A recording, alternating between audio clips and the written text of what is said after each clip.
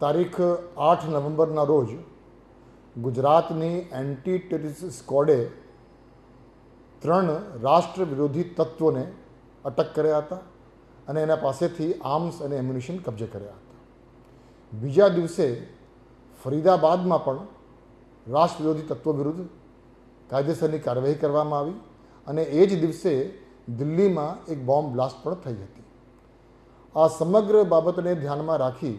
ગુજરાત પોલીસને સતર્ક કરવામાં આવ્યું અને એક વિડીયો કોન્ફરન્સના માધ્યમથી ગુજરાત રાજ્યના તમામ પોલીસ સ્ટેશનોને સૂચના આપવામાં આવી કે છેલ્લા 30 વર્ષમાં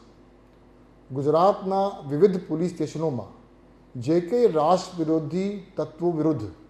ગુનાઓ દાખલ થયા છે એવા તમામ લોકોની ચેકિંગ તાત્કાલિક ચાલુ કરવામાં આવે અને એ પ્રક્રિયા સ્થાનિક પોલીસ સ્ટેશન તરફથી કરવામાં આવી રહી છે. આજે દરેક પોલીસ સ્ટેશનને ફરીથી તાકીદ કરવામાં આવી છે અને સખ્ત સૂચના આપવામાં આવી છે કે આ જે સંપૂર્ણ કામગીરી છે ચેકિંગની, વેરિફિકેશનની,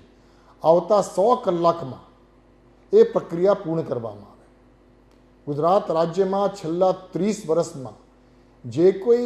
આતંકી અથવા જે કોઈ રાષ્ટ્ર વિરોધી તત્વ વિરુદ્ધમાં ગુનાઓ દાખલ થયા છે તેવા તમામ આરોપીઓની